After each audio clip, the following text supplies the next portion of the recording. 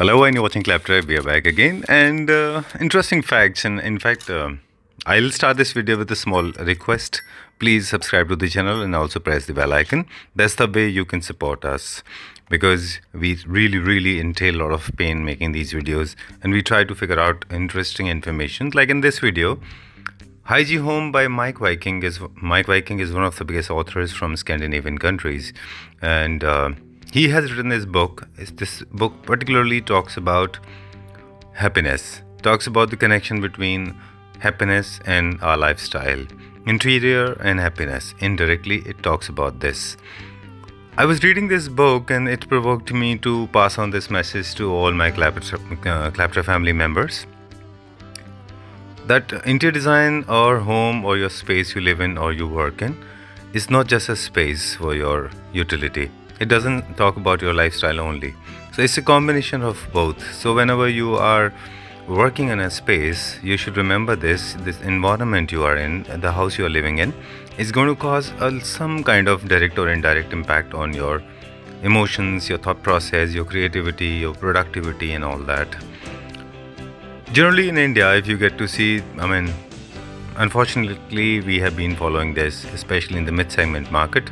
People go to the market and they just get the interior done by somebody who is not even, I'm not saying skilled or dexterous, not even somebody who knows about it. So we generally pick up somebody, maybe a carpenter or maybe a contractor, may get the work done. Half of the people, they do everything on their own. Ultimately, they'll end up making wrong choices, or they're settling down with the wrong choices of furniture.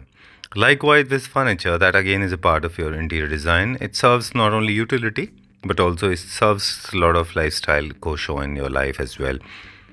So it's like, it can't be that every sofa that you get to see on video is beautiful and very nice and comfortable and good looking or stylish or befitting or long lasting, sturdy and all that jazz. So you need to have a proper eye. You need to have a proper understanding that the space you live in, the space you work in, it indirectly or directly works on human psychology, on your psychology and my psychology. So we have to make sure that it is working right, the right source of light, right source of fresh air. At the same time, right kind of theme selection is very important. Right kind of furniture selection is important. So you get a lot of space to move around, you get proper light, you get proper air, you get proper colors, and also it gives you a lot of aesthetics. Basically, it gives you a lot of space to work the way you like it that way. And anything chosen by you or your family members has to live with you. It becomes part of your life. You witness this every single day. So you will feel good about it when it is around. Remember, interior designers per se, if you ask me, all my interior designer friends, I call them as half psychiatrist or psychoanalyst. If you do not understand human psychology, trust me, you can't be an interior designer. You need to understand everything in detail. You can't be a shallow swimmer. You got to be a little deeper inside. So in this video, I am trying to understand how human psychology works. But topic is kids' room. So there are a lot of concepts we got to say in one of the exhibitions in Turkey, in Cholep.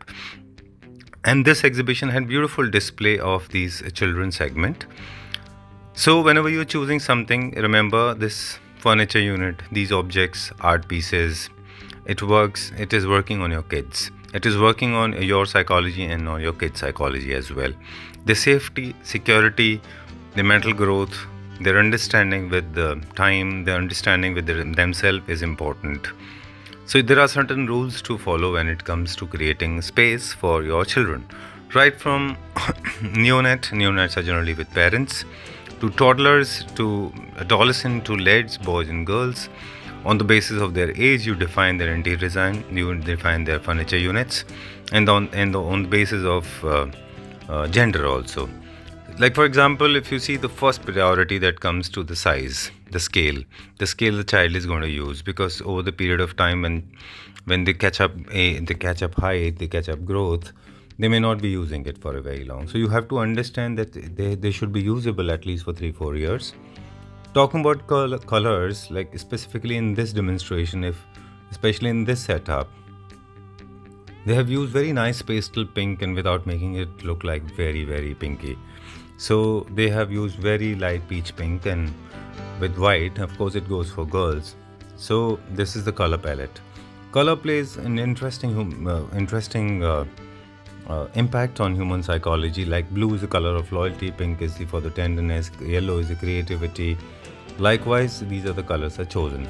But there are certain rules to follow. First of all, try to follow monochromatic scheme in children's room. I have seen a lot of people choose wrong color palettes. They either overfill it or they underfill it. Never use colors; those are made for the grown-ups or adults. Use color palette that is very subtle and sober. Unless your user, the boy or a girl, she or he is actually crossing the age. This is 15, 16. Like in this one, you see muted ones, so muted colors are used. Alright, so in this video you get to see these kind of furniture units. I'm going to show you about the scale, the size and other things as well. These kind of generally modular furniture units are available in the market. This particular company we talk about, you get to see on screen.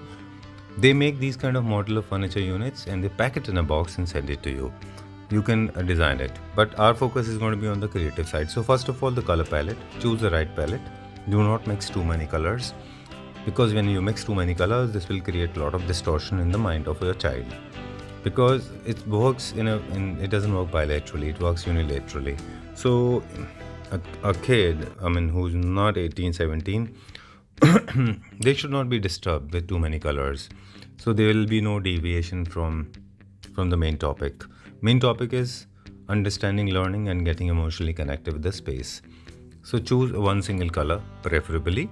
Accordingly, the wood color has to match with this. Wood should not be very, very heavy with texture. It should be light. So this is the one. Second is the safety issue. Like this particular setup you get to see, it belongs to a boy and who's approximately 12 to 16. Accordingly, the size and scale is matched from 5.5 feet to 6 feet long. This is the bed according to the size. Like this one goes more towards the little on a classier side. This is a teenage boy's room and this has got a little bit of class and finish in it.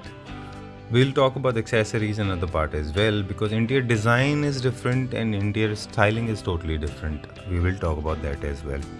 Now the second thing is, once you understand for how many years the setup is being made, like for this one, this can be used for 4-5 years. From the age of 15 till 20, somebody can use it.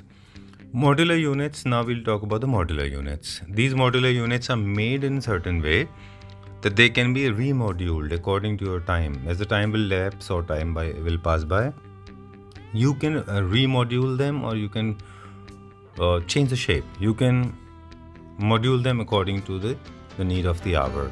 Maybe sometimes you may not need this kind of height and scales. Probably you can increase it or decrease it if need be.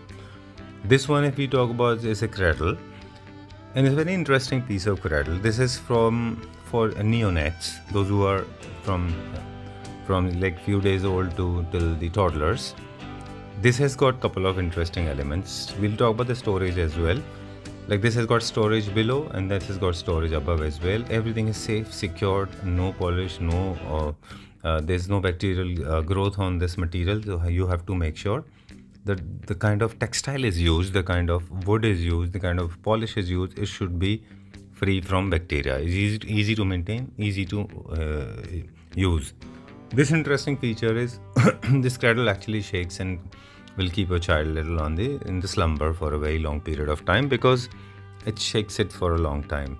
This is the storage space. In the first bed that you got to see, there was a storage. Also, that storage can be used as bedding also.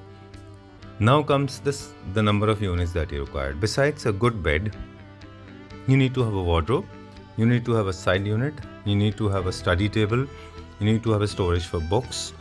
I personally believe a good storage is very important in kids' room, because if books are visible, they provoke kids to read. Because I have been gifting a lot of books to the kids around me. So whenever you give them colorful, nice books and they are there in the shelves, you never know, sometimes somebody may pick up. And one of a film director friend of mine, he said that you should buy books and books should be visible. So you never know, sometimes your child may get up and start reading it, and that can be a learning, or turning point in his or her life. Okay, now these units: the bed, headboard, wardrobe, Study table, if there are 2 kids, then 2 chairs, otherwise one single. Proper lighting system, this should be followed. No sharp edges, no metal, no hard objective, no distortion, no deviation of attention, because the deficiency of attention can cause a serious damage to their studies. So try to keep everything very, very minimalistic. Safety is very important if you have a toddler. If you have kids, like this particular bed, if you talk about, this is perfectly suitable for a toddler. So there has to be properly cushioned, no sharp object, your child is safe in it. I personally believe this should be how it should be. No material, no matter what material you use, be it MDF or board or maybe plyboard or commercial plyboard, you can use anything. Now the textile part.